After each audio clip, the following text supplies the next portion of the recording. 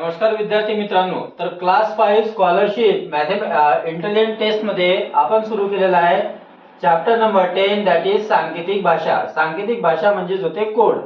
यासाठी आपण आज बघणार आहोत यातील तिसरा भाग म्हणजे अक्षरांसाठी चिन्हांचा वापर कसा करायचा म्हणजे सिम्बॉल्स फॉर लेटर्स. याआधी आपण अक्षरांसाठी अंकांचा वापर बघितलेला आहे. जर आपण तो व्हिडिओ मिस केला असेल म्हणजे एक्सरसाइज 10.2 जी नवनीतच्या बुक मधून होती तर त्या व्हिडिओची लिंक आपल्याला या व्हिडिओच्या डिस्क्रिप्शन मध्ये मिळून जाईल. तर या टॉपिक वरील असे काही प्रश्न आहेत जे या आधीच्या एक्झाम मध्ये आलेले होते ते आपण सर्वात आधी पाहूया. त्याआधी आपल्याला सांगू इच्छितो की जर आपण माझ्या चॅनलवर नवीन असाल तर प्लीज चॅनलला सबस्क्राईब करा, कारण जसाही मी नवीन व्हिडिओ अपलोड करतो आपल्याला त्याची नोटिफिकेशन सर्वात प्रथम मिळेल. व्हिडिओ आवडल्यास लाईक करा आणि आपल्या मित्रांना शेअर करा. तर बघूया आपण क्वेश्चन नंबर 1. याच्यात काय म्हटलेलं आहे की एका सांकेतिक भाषेत कमलला असं लिहितात. तर कसं लिहितात पहिले आपण लिहून घ्यायचं. कमलला लिहिल्या जाते स्क्वेअर बॉक्स, सर्कल आणि सर्कल मध्ये एक डॉट, अशा प्रकारे कमलला लिहितात. तसंच कलयला कलयला कसं लिहितात. कलयला लिहितात ट्रायंगल, त्यानंतर सर्कल आणि स्क्वेअर असं लिहिलं जाते. तर आपल्याला प्रश्न विचारला आहे की यमन हा शब्द आपण कशा पद्धतीने लिहू, आणि सोबत असंही म्हटलेलं आहे की इथे अक्षरांचा आणि चिन्हांचा जो क्रम दिलाय तो सारखा असेलच असं नाही. सारखा असेलच म्हणजे क साठी स्क्वेअर आला, म साठी सर्कल आला किंवा ल साठी हा सर्कल आणि त्या डॉट आला असं अजिबात नाही आहे. मग अशा वेळेस काय करायचं, जेव्हा क्रम सारखा राहत नाही तेव्हा आपल्याला इथे पहिल्या आणि दुसऱ्यामध्ये बघा काय सारखं आहे. इथे क आहे, इथे क आहे, ल आहे, इथे ल आहे. क आणि ल सारखं आहे. आणि क आणि ल साठी मग इथे बघा इथे चिन्ह पण सारखे आलेले आहे. इथे हा स्क्वेअर सारखा आलेला आहे आणि त्यानंतर हा सर्कल सुद्धा सारखेलेला आहे. म्हणजे क साठी एक तर स्क्वेअर बी होऊ शकते किंवा क साठी सर्कल बी होऊ शकते. तसंच ल साठी स्क्वेअर बी होऊ शकते किंवा सर्कल बी होऊ शकते.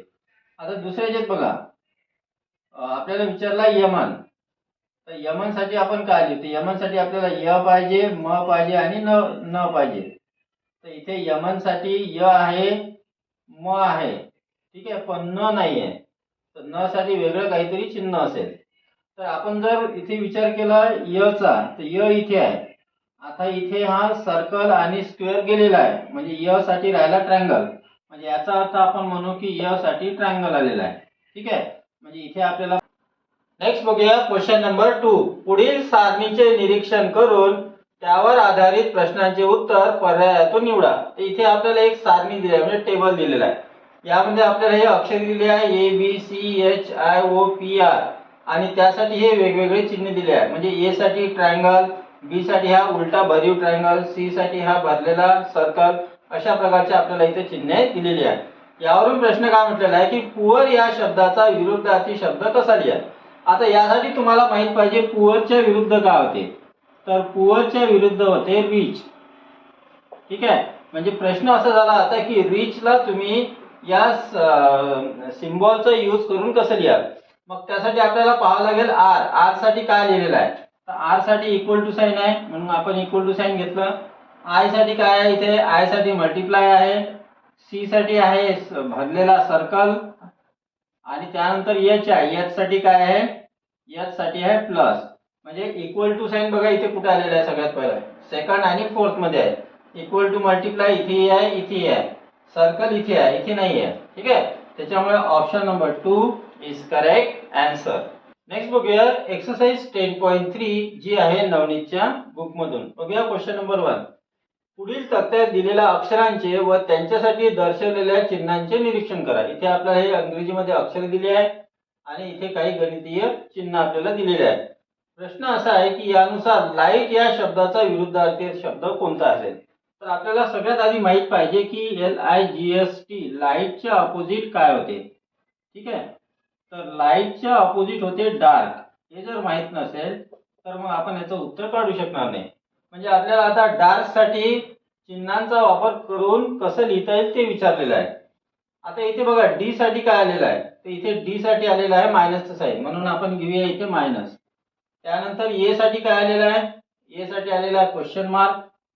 क्वेश्चन मार्क झाला. आर साठी आलेला आहे ग्रेटर दॅन साईन आणि के साठी आलेला आहे प्लस साईन. म्हणजे मायनस क्वेश्चन कुठे ऑप्शन मध्ये, मायनस आणि क्वेश्चन इथे आहे, मायनस क्वेश्चन इथे आहे. ग्रेटर दॅन प्लस, इथे ग्रेटर दॅन नाही आहे, इथे ग्रेटर दॅन आहे आणि इथे प्लस आहे. त्याच्यामुळे option number 4 is correct answer. Next बघूया क्वेश्चन नंबर 2. एका सांकेतिक भाषेत 2 हा शब्द अशा पद्धतीने लिहिला जातो. ठीक आहे. राग हा शब्द अशा पद्धतीने लिहिला जातो आणि निगडी हा शब्द अशा पद्धतीने लिहिला जातो. तर आपल्याला म्हटलेलं आहे की याच भाषेत आपण गारदी कसं लिहू.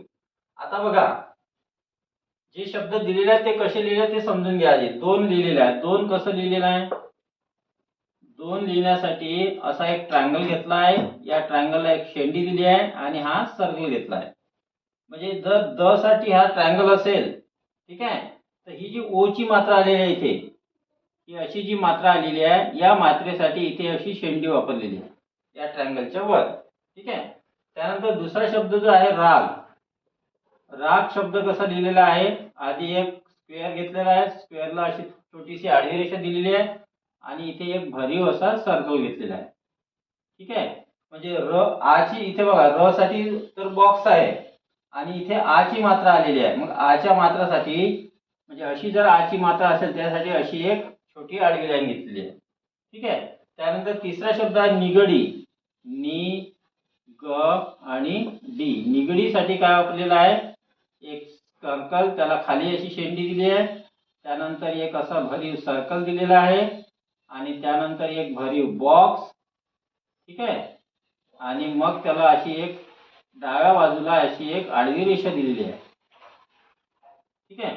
आता इथे बघा न ला छोट्या ई ची वेलांटी आहे. ठीक आहे. अशी छोट्या ई ची जर वेलांटी असेल तर त्याच्यासाठी इथे खाली अशी शेंडी घेतलेली आहे, छोटी अशी खाली.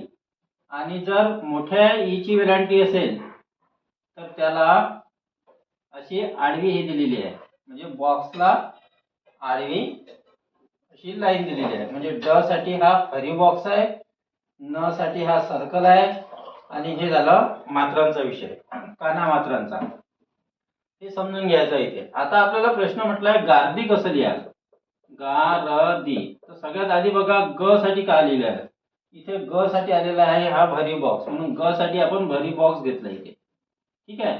मग ग ला आ ची मात्रा आहे, मग आ ची मात्रा इथे र ला सुद्धा आहे. आ ची मात्रा असेल तर आपण अशी आडवी लाईन देतो, म्हणजे या डायरेक्शनला, म्हणून इथे आपण अशी आडवी लाईन देऊया.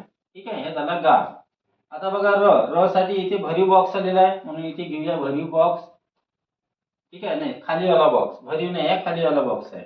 आणि त्यानंतर द इथे शब्द आलेला नाही आहे, म्हणजे द हा नवीन आलेला आहे. मग या ऑप्शन मध्ये बघायचं आहे, जर असा नवीन जर इथे द साठी काहीच नाही आहे, मग अशाच काय करायचं की ऑप्शनचा यूज करायचा. हे 2 कुठे आलेलं आहे, तर ऑप्शन 2 मध्ये. तुमच्या बुक मध्ये ऑप्शन 2 मध्ये हा इथे स्क्वेअर जो आहे तो भरीव दिलेला आहे, पण तो भरीव नाही पाहिजे. ठीक आहे. तर हा अशा पद्धतीचा पाहिजे. तर हे 2 इथे बरोबर चिन्ह आलेलं आहे, याचा अर्थ द साठी हा आला असेल. ठीक आहे. आणि इथे वेलांटी जी आहे ती उजवीकडून आहे, गारदीमध्ये उजवीकडून वेलांटी इथे पण आहे, इथे असेल तर अशा प्रकारचे चिन्ह इथे आलेलं आहे. ठीक आहे. त्याच्यामुळे हे बघा इथे ड ला उजवीकडून वेलांटी आहे, हे बघा इथे असं चिन्ह आलेलं आहे, म्हणजे द साठी इथे ट्रायंगल असेल. ठीक आहे. आणि ट्रायंगलला इथे अशा पद्धतीची आडवी रेषा असेल. तर अशा पद्धतीने आपण गारदी हा शब्द लिहू शकतो. त्याच्यामुळे option number 2 is correct answer. Next बघा प्रश्न 3 आणि 4 साठी इथे आपल्याला काही सूचना दिलेल्या आहेत. तर पुढे अक्षरांसाठी दिलेल्या सांकेतिक भाषेचा उपयोग करून त्यावरील प्रश्नांची उत्तरे द्या. तर इथे आपल्याला काही अक्षरांसाठी चिन्ह दिले आहे, मग अनुस्वारासाठी मात्रा, काना, वेलांटी, उकारसाठी सुद्धा इथे चिन्हे दिलेली आहेत. तर यांचा यूज करून आपल्याला या प्रश्नाचं उत्तर द्यायचं आहे. तर अनुस्वार म्हणजे सगळ्यात आधी समजून घ्या. अनुस्वार म्हणजे आपण एखाद्या अक्षरावर असा डॉट देतो, जसं आपल्याला लिहायचं आहे मंद लिहायचा, तर म वर आपण हा डॉट देतो, हा म्हणजे अनुस्वार. या डॉट्स म्हणजे अनुस्वार. मात्रा, ठीक आहे, जसं आपल्याला लिहायचं आहे मे लिहायचं आहे. ठीक आहे. मे मध्ये इथे ए ची मात्रा आलेली आहे. ठीक आहे, हे म्हणजे झालं मात्रा. त्यानंतर काना तुम्हाला माहित आहे अशा पद्धतीचं, जसं राम लिहिताना र ला आ ची मात्रा, त्या आचा काना. त्यानंतर वेलांटी, वेलांटी ही डावीकडून बी असते उजवीकडूनही असते. ठीक आहे, म्हणजे अशा पद्धतीची वेलांटी राहील किंवा अशी पण वेलांटी राहील. आणि त्यानंतर आहे उकार, उकार म्हणजे असाही राहील किंवा असाही राहील. यासाठी वापरलेलं आहे हे चिन्ह. हे तुम्ही एक अनुस्वार, मात्रा, काना, वेलांटी, उकार समजून घ्या. आपल्याला प्रश्न विचारला आहे की रणकंदन हा शब्द कसा लिहा. मग आधी बघा इथं र साठी काय आलेला आहे, र साठी आलेला आहे ट्रायंगल, म्हणून र साठी आपण आधी घेऊ ट्रायंगल. त्यानंतर बाणाचा न साठी आलेला आहे हा हे चिन्ह. ठीक आहे, तर बाणाच्या न साठी आपण हे चिन्ह घेतलेलं आहे इथे. त्यानंतर क, क साठी आलेला आहे बॉक्स. आणि इथं बघा क वर अनुस्वार आहे. ठीक आहे, म्हणजे हे चिन्ह घ्यायचं अनुस्वारसाठी, हे वाला चिन्ह. ठीक आहे, त्यानंतर आलेलं आहे द, द साठी काय वापरलेलं आहे इथे, तर हे वाला चिन्ह आहे इथे द साठी. आणि मग शेवटी आलेला आहे न, न साठी हे वाला चिन्ह आलेलं आहे. म्हणजे रणकंदन हा शब्द आपण अशा पद्धतीनं लिहू शकतो. मग ऑप्शन्स मध्ये एक एक पद्धतीनं, म्हणजे 4 ऑप्शन्स मध्ये पाहायचा या सिक्वेन्स नुसार कुठे दिलेलं आहे. इथे मी ऑप्शन दिलेले नाही, कारण इथे ते चिन्ह काढायला बराच वेळ लागतो. त्याच्यामुळे तुम्ही ऑप्शन्स मध्ये केअरफुली हे बघायचं. यामधीलच क्वेश्चन 4 आहे. तर इथे हे चिन्ह आपल्याला दिलेलं आहे आणि प्रश्न असा आहे की या चिन्हांपासून कोणता शब्द तयार होतो. मग एक एक चिन्ह पहा. सगळ्यात आधी हे चिन्ह पहा इथे आहे, म्हणजे इथे आलेला आहे ड. त्यानंतर हा भरीव सर्कल, भरीव सर्कल म्हणजे हा मात्रावाला, मात्रा म्हणजे ड ला ए ची मात्रा येईल. ठीक आहे, त्यानंतर आहे हा सर्कल, सर्कल साठी आलेला आहे ह, म्हणून इथे लिहूया आपण ह. त्यानंतर आलेला आहे ट्रायंगल, ट्रायंगल साठी र घेऊया. त्यानंतर आलेला आहे इथे ट्रायंगल नंतर हा भरीव ट्रायंगल, भरीव ट्रायंगल म्हणजे काना होतो, म्हणजे र ला आ ची इथे काना देऊया असा. त्यानंतर हे चिन्ह आहे, हे चिन्ह म्हणजे काय होते ड, इथे ड घेऊया. यानंतर आहे हे चिन्ह, हे चिन्ह इथे आहे म्हणजे उकार. ठीक आहे, तर उकार आपण एक असाही देऊ शकतो किंवा आपण हा असाही देऊ शकतो. ठीक आहे, आणि नंतर आहे हे वाला चिन्ह, हे कशासाठी आहे न साठी, म्हणजे शब्द बनतो डेहराडून. पण आता डेहराडून लिहिताना डू असा लिहितो की असा लिहितो हा प्रश्न तुमच्या समोर येईल. आणि ऑप्शन मध्ये डू हा एकाच प्रकार दिलेला आहे, म्हणजे 3 ऑप्शन्स मध्ये, म्हणजे डू आपण हा अशाच पद्धतीने लिहितो. तर डेहराडून हा शब्द इथे तयार होतो. यामध्ये ऑप्शन तुम्ही बघून घ्या की असं बरोबर कुठे लिहिलेलं आहे. तर अशा पद्धतीचे हे चिन्हावरचा उपयोग करून आपण यावरील प्रश्न सोडवू शकतो.